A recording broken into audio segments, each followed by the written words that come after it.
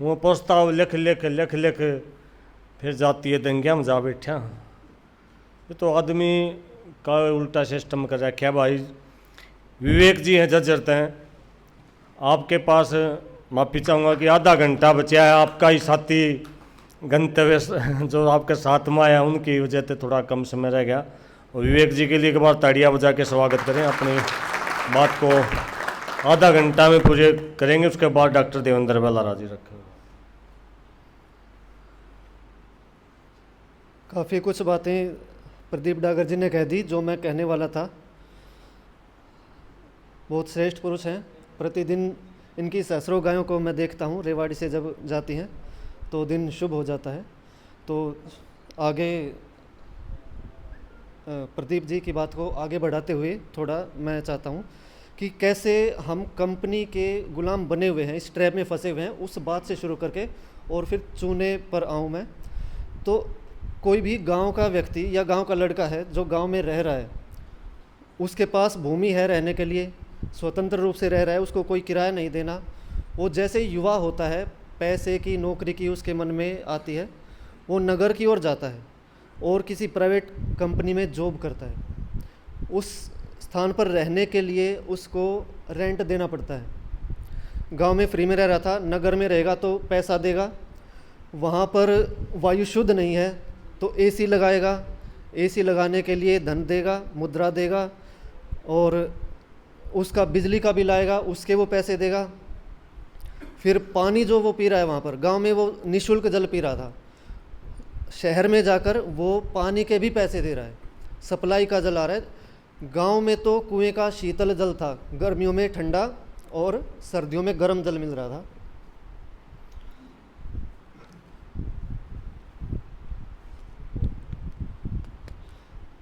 और नगर में सप्लाई का जो पानी आ रहा है वो गर्मियों में तो गर्म, सर्दियों में ठंडा, और ऊपर से क्लोरिनेटेड।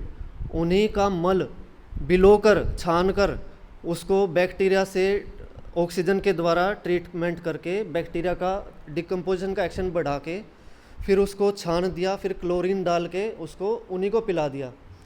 तो वो वहीं का वहीं फंस के रह गया। जीवन भर उसने क्या किया, जो उसको सैलरी मिली वो सारी उसने इन्हीं खर्चों में व्यय कर दी, और अलग अलग कंपनी के बहुत सारे प्रोडक्ट्स उसने खरीद लिए। मतलब कंपनी की गुलामी की, कंपनी ने पैसा दिया और फिर बहुत सारी कंपनियों के प्रोडक्ट उसने खरीद लिए। उसको क्या मिला? उसकी स्वतंत्रता तो छिन गई। जो वो गांव में रह रहा था, स्वतंत्र जीवन जी रहा था, कृषि कर रहा था, तो पैसे के लोभ में वो फंस गया, फंसता चला गया। अब शहर में जो घर होते हैं वो थोड़े स्थान पर अधिक पुरुषों को, मनुष्यों को रखने के लिए बनाए जाते हैं। एक तरह से जैसे मुर्गियों को पालने के लिए दड़बा बना दिया जाता है, बहुत सारी मुर्गियां रखी जाती हैं, उनको लाइट दिखाई जाती है, फिर एकदम से डार्क कर लिया जाता है, फिर लाइट दिखाई जाती है, ताकि वो एक दिन 6 घंटे में ही वो समझे कि एक दिन पूरा हो गया, वो अपना अंडोत्सर्जन कर देती है।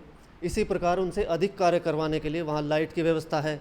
एक फ्लैट के अंदर वहीं पर उसको भोजन मिल जाएगा, पैकेज्ड फूड मिल जाएगा, पानी उसको वहीं मिल जाएगा। भोग विषयों की सारी वस्तुएं एक ही स्थान पर एकत्र हो गई। ठीक है, तो अब वो जो घर बना है उसका वो सीमेंटेड है, और उनकी देखम देख गांव में भी हमने वही व्यवस्था आरंभ कर दी। जैसे नगरों में ऊंचे ऊंचे भवन होते हैं, उनको देखकर आकर्षित होकर हम सोचते हैं कि हम भी एक बहुत बड़ा भवन बना लेंगे, बड़ा घर होगा, एक गाड़ी खरीद लेंगे और कहीं छोटी मोटी नौकरी कर लेंगे, उस गाड़ी में तेल डलता रहेगा और जीवन ऐसे ही व्यतीत हो जाएगा। अब गांव में जब हमने सीमेंट से घर बनाया तो सीमेंट जो है ये आया कहाँ से? ये एक लूट शुरू हुई थी अंग्रेज़ों की यूरोप से।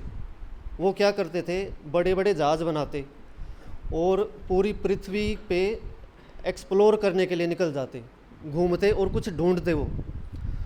तो उनको ऐसे ही नॉर्थ अमेरिका मिला। पहले वहाँ नीग्रो रहते थे, आज के समय तो हर एक व्यक्ति वहाँ का मोस्टली यूरोपियन ही है वहाँ पर, जो यूरोप से निकले थे। और अफ्रीका, ऐसे ही घूमते फिरते वो भारत पहुँच गए। जब वो भारत आए तो देखा कि यहाँ पर इनको गुलाम बनाना थोड़ा कठिन है। अफ्रीका में तो क्या था, वहाँ गए, वहाँ के लोगों को हथियार दिखाए, डराया, धमकाया, मारा, पीटा, उनसे उन्हीं के पेड़ कटवाए, उन्हीं के सिर पे ढुआया, उनको अपने शिप्स में भर लिए और अपने यूरोप में ले गए, क्योंकि उनको लकड़ी की आवश्यकता थी। लकड़ी जलाकर ही वो जीवित रह सकते हैं, वहाँ इतनी ठंड पड़ती है, -0 डिग्री टेम्परेचर वहाँ पर रहता है। तो लकड़ी की खोज में, कोयले की खोज में वो ऐसे घूमते थे। भारत पहुँचे, भारत में रेजिस्टेंस अधिक मिला उनको, यानी कि उनका विरोध अधिक हुआ, तो उन्होंने धूर्तता से हमें गुलाम बनाया। उन्होंने व्यापार के बहाने भारत में प्रवेश किया कि हम तुम्हें कुछ प्रोडक्ट देंगे, और वो प्रोडक्ट क्या क्या थे? चीनी। उन्होंने आकर अपना प्लांट लगाया और आसपास की जितनी भी गन्ने की कृषि थी वो सारा गन्ना उन्होंने खरीद लिया। गन्ना गया मिल में, मिल में उन्होंने गन्ने की बना दी चीनी। अब वो चीनी बिक नहीं रही थी, तो जैसे धीरे धीरे उनका प्रभुत्व बढ़ा, उनका प्रभाव बढ़ा, तो उन्होंने गुड़ के कोल्हू पर रोक लगा दी, प्रतिबंध लगा दिया। क्योंकि गुड़ जो होता है, गन्ने को काट कर और फिर कोल्हू में उसको पीस कर उसका रस निकाल कर और फिर उस रस को पकाते हैं। जो गन्ने की खोई होती है उसी को भस्म करके उससे जो ऊष्मा उत्पन्न होती है उससे हम गुड़ पका लेते हैं। जो इक्षु रस होता है, गन्ने का रस, इक्षु रस, इसमें वो सारी चीज़ें हैं जो जीव को चाहिए, किसी भी जीव को चाहिए। इसीलिए बैक्टीरिया का कल्चर करने के लिए जितनी भी ये शोध संस्थान है, वहाँ पर क्या प्रयोग होता है? या तो वो गन्ने के रस का प्रयोग करेंगे, गुड़ के घोल का प्रयोग करेंगे। सैक्रोमाइसिटीज सर्वेसी एक फंगस है, वो कल्चर की जाती है उसमें अल्कोहल बनाने के लिए। या फिर सीरम का प्रयोग करते हैं। सीरम आपने सुना होगा, बोवाइन सीरम। बोवाइन यानी कि भैंस का, जिसका हमने दूध पिया और उसको कटने के लिए बेच दिया, उसका जो रक्त था, उस रक्त में से ब्लड सेल्स निकाल के जो बचा, उसकी प्लाज्मा, उसको कहेंगे सीरम। उस सीरम में वो बैक्टीरिया कल्चर करते हैं। अब बैक्टीरिया और वायरसेस कल्चर करते हैं और उनमें तरह तरह की म्यूटेशन कर करके उनके हथियार बना लेते हैं, बायो वेपन्स। तो ये थोड़ी अलग स्टोरी है। वापस मैं इक्षुरस पे ही आता हूँ। तो इक्षुरस को पकाकर गुड़ बना लेते हैं। अब गुड़ जो होता है उसमें वो सारे पदार्थ हैं जो शरीर को चाहिए। उसमें आयरन है, कैल्शियम है, मैग्नीशियम है, फॉस्फोरस है। केवल जल उसका उड़ गया, जल को उड़ा दिया गर्म करके। तो पहले उसकी शीतल प्रकृति थी, अब उसकी उष्ण प्रकृति हो गई। वो हमारे लिए बलवर्धक है। हमें न केवल वो सुक्रोज देगा, मीठा जो कि चीनी में भी होता है, वो हमें दूसरे मिनरल्स भी देता है। और जो मिनरल्स हैं वो शरीर का पृथ्वी तत्व बनाते हैं, और पृथ्वी और जल मिलकर कफ बनाते हैं। और कफ जब तक हमारा बढ़ा रहता है तब तक हम युवा रहते हैं। 5 तत्वों का ये शरीर है, आकाश, वायु, अग्नि, जल और पृथ्वी। आकाश और वायु मिलकर वात बनाते हैं, जल और अग्नि मिलकर पित्त बनाते हैं, और कफ जो है वो पृथ्वी और जल से मिलकर बनता है। तो पृथ्वी क्या है? वो सारे मिनरल्स जो गुड़ से हमें मिल रहे हैं, वो मिनरल्स पृथ्वी तत्व है हमारा, और जल। तो युवा रहेंगे गुड़ खाते रहेंगे। तो अब उन्होंने जो चीनी हमें दी उसमें से ये सारे मिनरल्स निकाल दिए, और वो हमें आज तक भी बेचते आ रहे हैं। पहले बलपूर्वक बेचते थे, अब सॉफ्ट स्लेवरी है। अब विज्ञापन दिखा कर, अपनी बातों में उलझाकर हमें अपना उत्पाद बेच रहे हैं। फिर और क्या उत्पाद उन्होंने बेचा? नमक, आयोडाइड साल्ट। हमें कैसे कैसे विज्ञापन दिखाते हैं कि यदि आप आयोडाइड साल्ट नहीं खाओगे तो आपको हाइपरथायरॉयडिज्म या हाइपोथायरॉयडिज्म हो जाएगा। अब उन्हीं की एक बुक है, गेनोंग्स रिव्यू ऑफ मेडिकल फिजियोलॉजी। ये MBBS के स्टूडेंट्स को पढ़ाई जाती है। उसमें चैप्टर नंबर 19 थायरॉयड ग्लैंड, उसमें स्पष्ट उल्लेख है कि हमारी जो थायरॉयड ग्लैंड है इसके पास 100 दिन का रिजर्व है T3 और T4 हार्मोन्स का। 100 दिन तक यदि आयोडीन नहीं मिली तो भी वो T3 T4 बनाती रहेगी, हमें उपलब्ध रहेगा शरीर को, और शरीर में ऊर्जा बनी रहेगी, आलस्य नहीं आएगा। थायरॉयड ग्लैंड का काम है ये, शरीर को ऊर्जावान बना के रखना। अब उसी बुक में ये भी लिखा है कि प्रतिदिन हमें 150 माइक्रोग्राम आयोडीन चाहिए, और जो हम ले रहे हैं आयोडाइड साल्ट से वो 500 माइक्रोग्राम है पर डे। और ये भी उसी बुक में लिखा है कि यदि हमारी थायरॉयड ग्लैंड को 150 माइक्रोग्राम से अधिक आयोडीन मिलेगी तो भी ये काम नहीं करेगी, और इसे कम आयोडीन मिलेगी तो भी ये काम नहीं करेगी। तो हमने अपना सेंधव नमक त्याग दिया और आयोडाइड साल्ट अपना लिया। तीसरा प्रोडक्ट चूना। पहले जो घर बनाए जाते थे, पहली बात तो जो बड़े बड़े जिगेंटिक घर जो बनते थे वो या तो दुर्ग होते थे या फिर वेश्म होते थे, जिनको हवेली बोलते हैं। वो जो दुर्ग होते थे वो राजा बनवाता था, क्योंकि पड़ोसी राज्य से यदि आक्रमण हुआ या और कोई आक्रांता आया तो उससे रक्षा करने के लिए, अपने परिवार की और प्रजा की रक्षा करने के लिए ऊंचे दुर्ग बनाने पड़ते थे। उन दुर्गों पर तोपें लगी होती थी, उन दीवारों को भेद कर ही आ सकते थे अंदर, तो वो भेदना बड़ा कठिन होता था। दूसरा, जो व्यापारी होते थे वो वेश्म बनाते थे, हवेलियाँ बनाते थे, क्योंकि उनका व्यापार पूरे भारतवर्ष में नहीं पूरे संसार में होता था। ऐसे एक जिंक है, जिंक का उत्पादन केवल भारत में होता था आज से 4 सहस्त्र वर्ष पूर्व और उससे पहले। क्योंकि जिंक जो है, जिसका अयस्क धरती से निकलता है, उसको जब पिघलाते हैं, चाहे लोहा है या कोई भी मेटल हम एक्सट्रैक्ट कर रहे हैं, तो उसका अयस्क निकालेंगे, उसको भट्ठी में, ब्लास्ट फर्नेस में तपाएंगे और वो पिघल जाएगा, और फिर नीचे उसमें एक पाइप होता है, वो खोल देंगे तो वो बहकर आ जाएगा, लोहा अलग और उसका वेस्ट ऊपर रह जाता है। ऐसे ही जिंक का जब एक्सट्रैक्शन करते थे तो जिंक 997 डिग्री सेल्सियस पे मेल्ट होता है और 1000 डिग्री सेल्सियस पे वो उड़ जाता है, ये उसका बॉइलिंग पॉइंट है। तो संसार भर में कोई भी जिंक एक्सट्रैक्ट नहीं कर पाता था। भारत में इसकी भट्टियाँ होती थी, वो उल्टी भट्टियाँ होती थी, नीचे पानी भर देते थे, उसके ऊपर जालीदार लोहा होता था, उसके ऊपर जिंक का अयस्क रखा जाता था, उसके ऊपर तसले की तरह कुछ ढक दिया जाता था, फिर उसके ऊपर आग लगाई जाती थी। तो उससे जब वो जिंक पिघलता था तो वो टपक के सीधा नीचे पानी में चला जाता था और नीचे जाते ही वो सॉलिडिफाई हो जाता था। पूरे संसार भर में भारत का व्यापार चलता था। कपास, जो वस्त्र आज हमने पहने वो सारे प्लास्टिक के हैं, मोस्टली प्लास्टिक के, रेयन, नाइलॉन, शिफॉन, तरह तरह के पॉलीमर्स, पेट्रोलियम के बाई प्रोडक्ट हमने धारण कर लिए शरीर में और फिर उससे गर्मी लगती है। ऐसे ही जो घर बनाया सीमेंट से वो भी प्लास्टिक का अर्थ होता है जिसको कोई भी शेप दी जा सकती है। जो आरसीसी की छतें होती हैं उसको भी हम प्लास्टिक की श्रेणी में रख सकते हैं। अब समझदारी किस में है? हमारे पास एक इतना बड़ा पाषाण खंड है, उस पाषाण खंड से हम फालक, जिसको हम सिल्ली बोलते हैं, सिल्लियाँ, इतनी स्लैब्स प्राकृतिक स्टोन की, प्राकृतिक पत्थर की निकाल लें और कड़ियों पे उनको रखें। उसका जीवन, वो जो स्लैब है उसका जीवन है 1 करोड़ वर्ष। और जो साल होता था, साल की कड़ी होती थी, आसाम से साल आता था, वो भारत से लूट के अंग्रेज ले गए, 300 वर्षों तक उनका काम चलता रहे। लंदन का इतना टिम्बर वो यहाँ से ले गए थे। आज भी बहुत सारे लोग वहाँ से कॉल करके बताते हैं कि यहाँ पर म्यूज़ियम में इतना सारा साल भरा पड़ा है, सागवान की लकड़ी है, वो आगे 300 वर्षों तक चलती रहेगी। तो सारा हमारा ले गए वो। तो वो कड़ी होती थी, उसको यदि हम प्रति वर्ष तेल लगाते रहें तो वो 1 सहस्त्र वर्ष चलती है। कोई भी चीज़ है वो मेंटेन रखी जाती है। घर भी मेंटेन, हर वर्ष हम पुताई करते थे दिवाली के अवसर पे। जब पुताई करते थे तो उससे घर शुद्ध हो जाता था। अब हमने सीमेंट से घर बना लिए। सीमेंट क्या करता है? जो ईंट होती है, ईंट हमारी वो मिट्टी की बनी हुई है।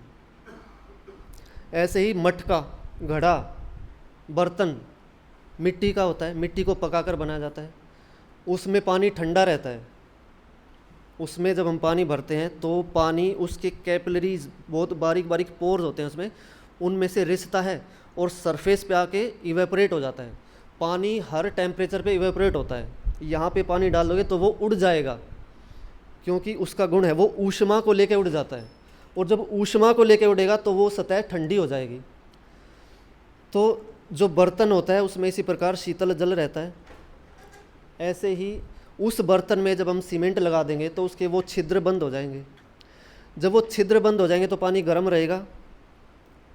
अब जो ईंट है हमारी, वो भी उसी मिट्टी की बनी है। उस मिट्टी को भट्ठे में पकाकर और फिर उससे ईंट बनाई, उस ईंट से घर बनाया। उस ईंट पे यदि हमने सीमेंट लगा दिया तो उसका वो जो शीतलता का गुण है वो समाप्त हो जाएगा। जो भूमि ऐसी होती है जहाँ पर नमी होती है उसको द्रव्यमती भूमि बोलते हैं। 3 प्रकार के देश होते हैं, जांगल देश, अनुपदेश और साधारण देश और 16 प्रकार की भूमियाँ होती हैं। उनमें से एक भूमि होती है द्रव्यमती, जिसमें जल अधिक होता है। तो उस भूमि में यदि हम सीमेंटेड घर बनाएंगे ऐसी ईंटों का प्रयोग करके, तो जो नीचे से नमी आ रही है कैपिलरी एक्शन के थ्रू उन ईंटों में चढ़ रही है, वो ट्रैप रह जाएगी उसमें, क्योंकि सीमेंट ने उसके पोर्स को बंद कर दिया, ट्रैप रह गई, उड़ नहीं पाई। तो वो अब धीरे धीरे सीलन का रूप लेगी और सीमेंट के बॉन्ड्स को वीक करती रहेगी, तोड़ती रहेगी, और फिर वो सीमेंट का प्लास्टर झड़ जाएगा। तो ईंट का शीतलता वाला गुण समाप्त हो गया। यदि सीमेंट का प्रयोग नहीं किया होता तो वो जो नमी थी वो चढ़ती ईंट में और वो सरफेस पे जाके उड़ जाती, और जब वो उड़ जाती तो वो उस भवन को शीतल बनाती। तो जब सीमेंट का प्लास्टर करेंगे तो दिन के समय सूरज की जो रेडिएशन है उसको वो सीमेंट एब्जॉर्ब करता रहेगा, क्योंकि वो काले से रंग का होता है, ग्रेइश कलर का होता है। पोर्टलैंड सीमेंट जिसको बोलते हैं। पोर्टलैंड पत्थर होता है एक, जो कि पोर्टलैंड नामक स्थान में पाया जाता है, उस जैसे रंग का होता है सीमेंट, तो इसलिए इसको पोर्टलैंड सीमेंट बोलते हैं। अब ये सीमेंट उस रेडिएशन को कैप्चर करता रहेगा, एब्जॉर्ब करता रहेगा, और एब्जॉर्ब करके उसको अंदर की ओर रेडिएट करेगा। रात के समय भी वो रेडिएट करता जा रहा है, गर्मी निकल रही है। रात के समय आप सीमेंटेड दीवार को हाथ लगा के देखना, गर्म मिलेगी। जबकि यदि आपने चूने का प्रयोग किया तो एक तो उस ईंट की पोरोसिटी समाप्त नहीं होगी, दूसरा वो उस उन किरणों को वापस रिफ्लेक्ट कर देगा, तो भवन गर्म होगा ही नहीं। और तीसरा, वो जो चूना है वो रिसाइकलेबल है, उसको हम पुनः प्रयोग कर सकते हैं।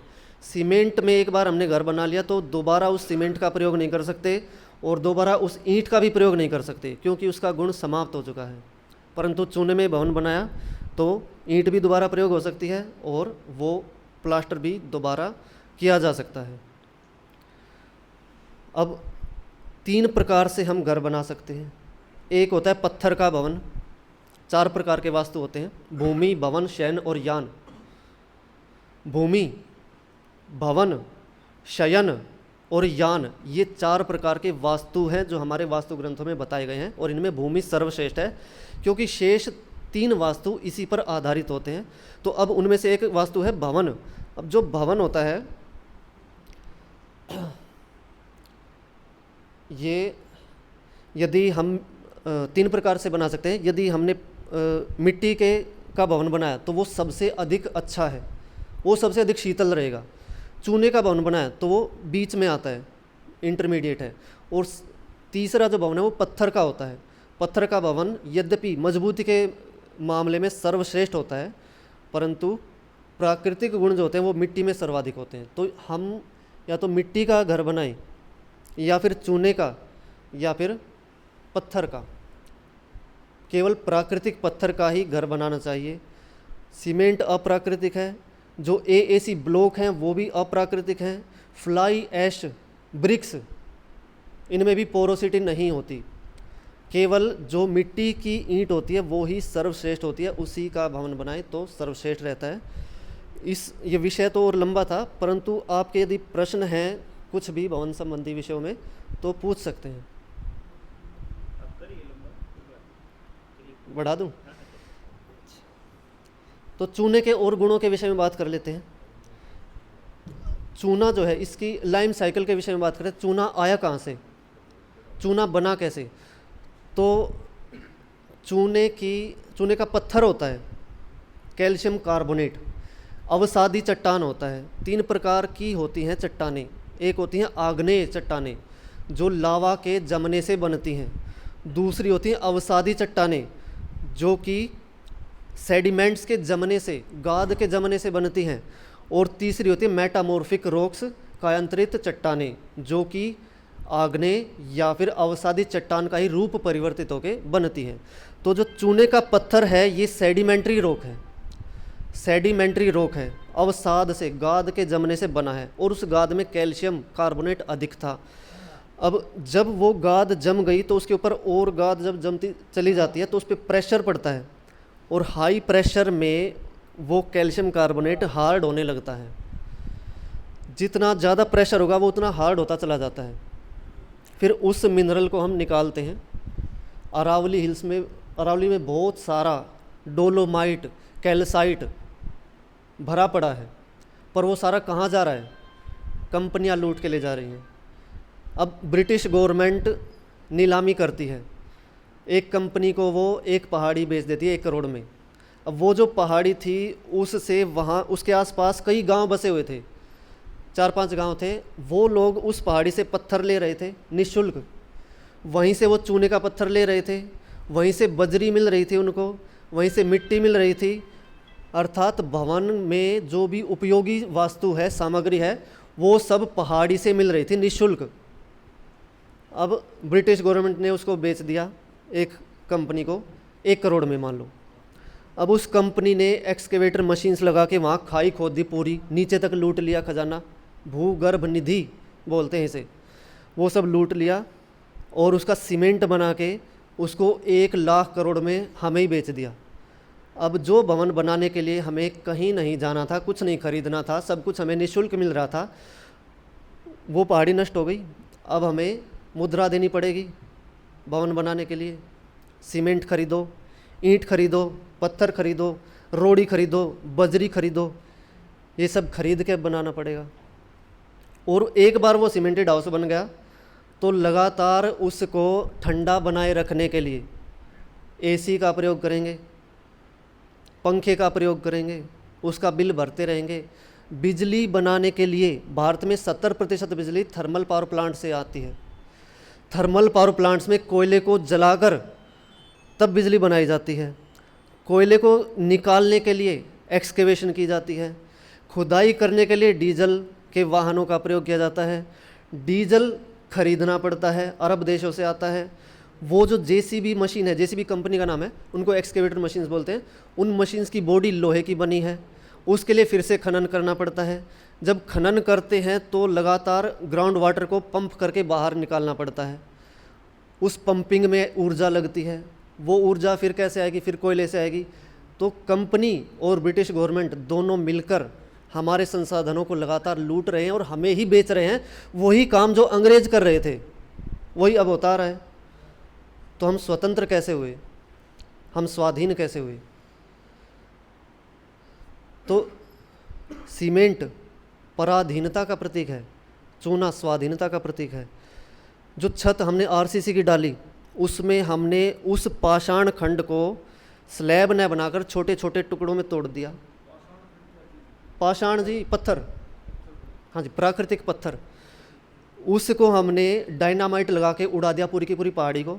उसके छोटे छोटे टुकड़े किए, जा क्रशर और हैमर मिल्स में उन छोटे छोटे टुकड़ों को वापस जोड़ रहे हैं सीमेंट की हेल्प से, उनमें सरिया डाल के। अब वहाँ नमी रहेगी तो लगातार यदि नमी बनी रही तो वो 10 वर्ष भी नहीं चलने वाला, वो सरिया फूल के धराशायी हो जाएगा, वो पूरा भवन धराशायी हो जाएगा।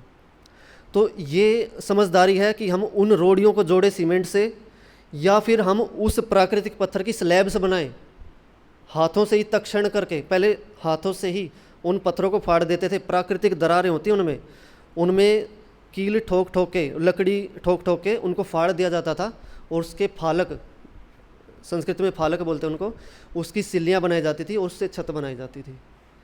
तो क्या समझदारी किस प्रकार का भवन बनाने में, प्राकृतिक भवन में या फिर सीमेंटेड भवन में? अब ये सीमेंट तो एक उत्पाद हो गया, और भी बहुत सारे उत्पाद हैं जिनमें हम फंसे हुए हैं। जैसे हम दातुन करते थे, दांतों को स्वच्छ रखने के लिए दंत दावन। फिर हमने ब्रश का प्रयोग करना शुरू किया। हमारे पास तो बबूल भी था, नीम भी था, सब कुछ था हमारे पास, हर प्रकार की औषधि हमारे पास थी। यूरोप के लोगों के पास न तो दातुन थी, न नीम था, न पीपल था, न वट था, कुछ भी नहीं था, इसलिए वो ब्रश का प्रयोग करते थे। हम ब्रश का प्रयोग क्यों करते हैं? टूथपेस्ट का प्रयोग क्यों करते हैं? टूथपेस्ट कितने विषाक्त उसमें रसायन हैं, SLS के अलावा और भी बहुत सारी वस्तुएं। हर उत्पाद में, कंपनी का कोई भी खाद्य उत्पाद है, एडिबल प्रोडक्ट, यदि वो लिक्विड है तो उसमें sodium benzoate, methyl paraben, propyl paraben, ये सारे प्रिजर्वेटिव प्रयोग किए जाते हैं और ये प्रिजर्वेटिव हाईली टॉक्सिक होते हैं। जो फूड कलर हम खा रहे हैं, जो कंपनी के प्रोडक्ट्स में फूड कलर्स होते हैं वो सारी एजोडाइज हैं, जो कपड़े को रंगने में, टेक्सटाइल की स्टेनिंग में, चमड़े को रंगने में प्रयोग की जाती हैं। एजोडाइज हाईली टॉक्सिक होती हैं। एजोडाइज जैसे सनसेट येलो, डिस्पर्स ऑरेंज, ये सारी टॉक्सिक डाइज हैं। सब कंपनी का प्रोडक्ट केवल आपको गुलाम बनाए रखने के लिए। यदि स्वतंत्रता चाहते हो तो उसका एक ही समाधान है, हर कंपनी का प्रोडक्ट धीरे धीरे अपने जीवन से निकाल दो।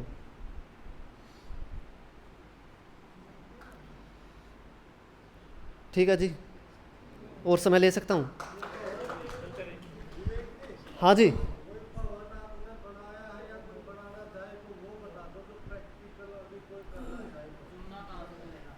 चूना चूने भट्टी पे मिल जाएगा जी। चूना भट्टी अपने आसपास देखो मिल जाए, तो वहाँ नहीं होगी तो आप मुझसे संपर्क कर सकते हैं। मैं भट्टी का या फिर सप्लायर का नंबर उपलब्ध करवा दूंगा, उसके पास से चूना ले सकते हो।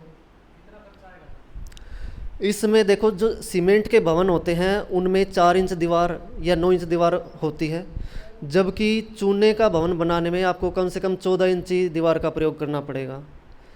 यदि आप एक एक्सपर्ट से बनवाते हो तो वो आपको महंगा पड़ेगा, परंतु यदि आप स्वयं करोगे तो वो आपको बहुत अधिक महंगा नहीं पड़ेगा, परंतु सीमेंट से 1.5 गुना या 2 गुना महंगा पड़ सकता है। पर उसका जीवन जो है वो सहस्रों वर्ष तक है, जबकि सीमेंटेड भवन का जीवन 20 वर्ष, 30 वर्ष, मैक्सिमम 50 वर्ष है, और उसमें आपको लगातार बिल भरते रहना पड़ेगा हर चीज़ के लिए। पेंट का प्रयोग करोगे तो वो भी टॉक्सिक है। पेंट पेट्रोलियम का बाई प्रोडक्ट है। धरती के 1000 फुट नीचे से निकाल के आपको कोई चीज़ दी जाएगी तो वो आपके लिए हानिकारक होगी, क्योंकि आपका शरीर और आपके पूर्वजों का शरीर अब तक उसके संपर्क में नहीं आया था। अब एकदम से उसके संपर्क में आप आओगे तो वो कैंसर कोज कर सकती है। वैदिक प्लास्टर का भी जिक्र सुना है, वो कहते हैं कि सीमेंट से सस्ता पड़ता है। वो जिप्सम बेस्ड है, पहली बात तो उसमें जिप्सम, चूना और गाय का गोबर और मिट्टी है। दूसरा, आप रिव्यू लेकर देखें जिन्होंने भी प्रयोग किया है उनसे, क्या वो नमी में स्थायी है। यदि है तो आप कर सकते हो। यद्यपि 375 का बैग है उसका, 20 या 25 किलो का। हाँ, एक बार ये कन्फर्म कर लेना कि कैसे सस्ता है, परंतु इससे कहीं सस्ता हम चूने का मसाला तैयार कर सकते हैं वैदिक प्लास्टर से आधे शुल्क में। मैं आरंभ कर रहा हूँ जी कार्य, बना बनाया उपलब्ध करवा दूंगा। यदि डिमांड आती है तो मैं उपलब्ध करवा सकता हूँ। भवन एक पंचकुला में बन रहा है, मोरनी हिल्स में, मोरनी से आगे है। हाँ जी, एक देहरादून में अब बनाने जा रहे हैं, एक बादली में मैंने बनाया है थोड़ा सा छोटा सा, वो केवल प्रयोग के तौर पर बनाया था। तो और निर्माणाधीन यदि देखना है तो आप कभी भी आ सकते हैं, साइट पर विजिट कर सकते हैं। 81 68 92 56 68।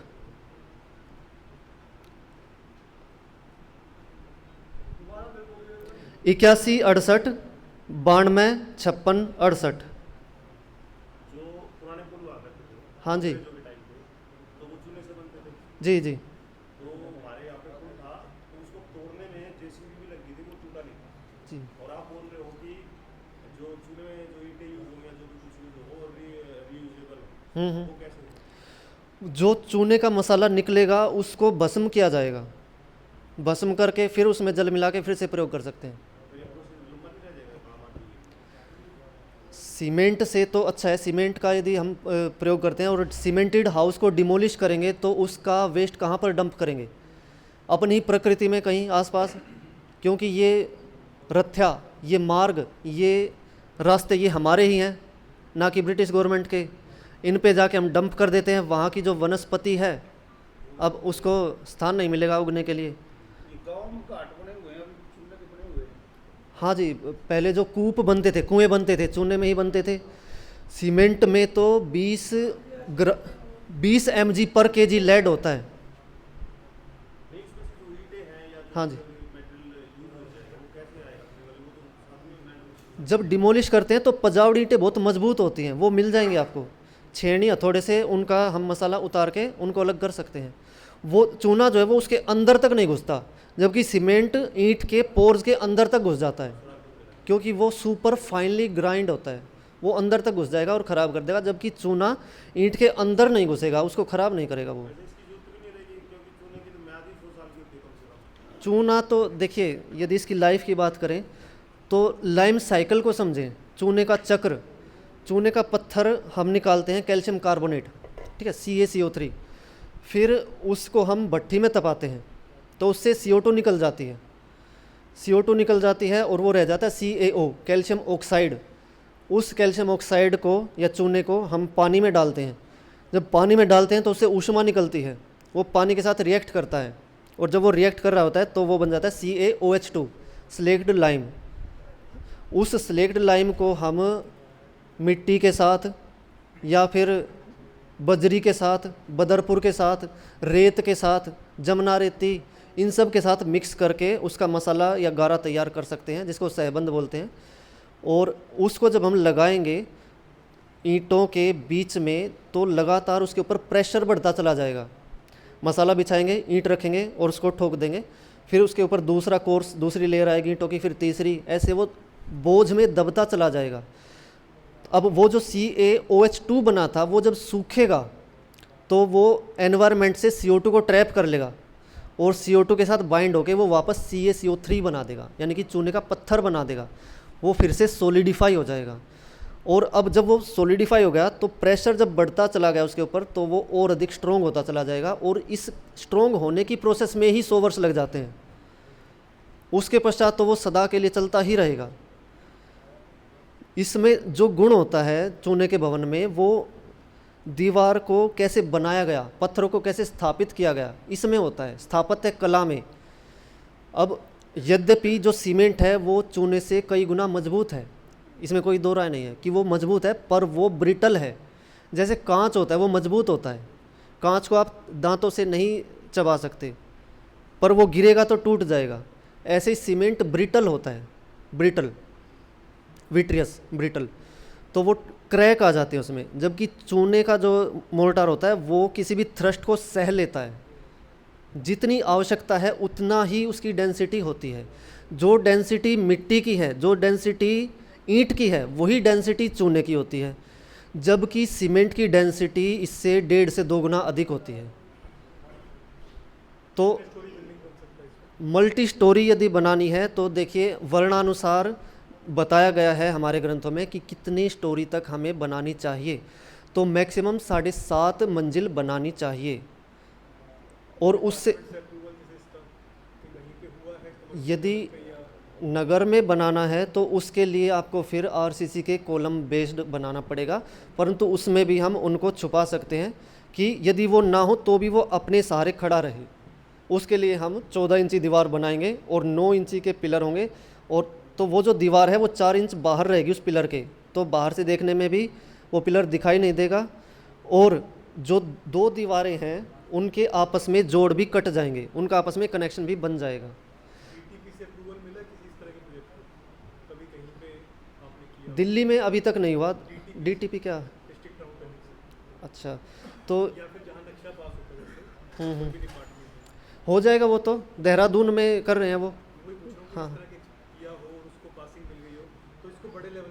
नक्शे को पास करने के लिए मेन वो देखते हैं पिलर्स और बीम्स कि कितने सूत का सरिया प्रयोग किया गया है, कितने साइज़ का पिलर स्तंभ प्रयोग किया गया है, तो उसके आधार पर वो पास करते हैं, तो पास हो जाएगा।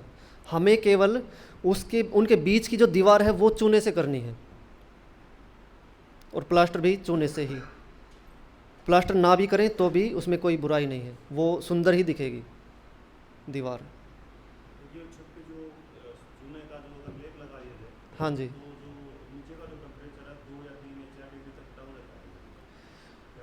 यदि ऊपर चूने का लेप लगाना है तो लेप करने के बजाय उस पे आपको ईंट के छोटे छोटे टुकड़े होते हैं जो कि भट्ठे पर मिल जाएंगे आपको, उनको तोड़ के इतने बना के पीस, उनके साथ चूने का मसाला प्रयोग करके उनको बिछा के और थपकी से पीटना पड़ेगा, फिर उसके ऊपर प्लास्टर हो जाएगा, तो वो फिर शीतल रहेगा।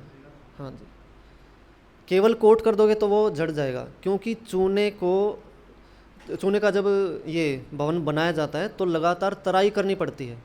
जो ईंटें होती है वो भी तर करके पानी में डुबो के जब वो पानी पीना बंद कर दें तब उनका प्रयोग किया जाता है, ताकि वो लंबे समय तक गीली रहें।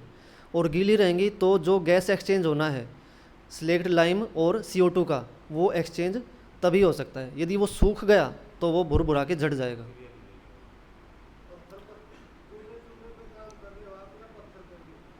चूने पर ही काम करें जी। पत्थर छत के लिए पत्थर संपर्क में है जी,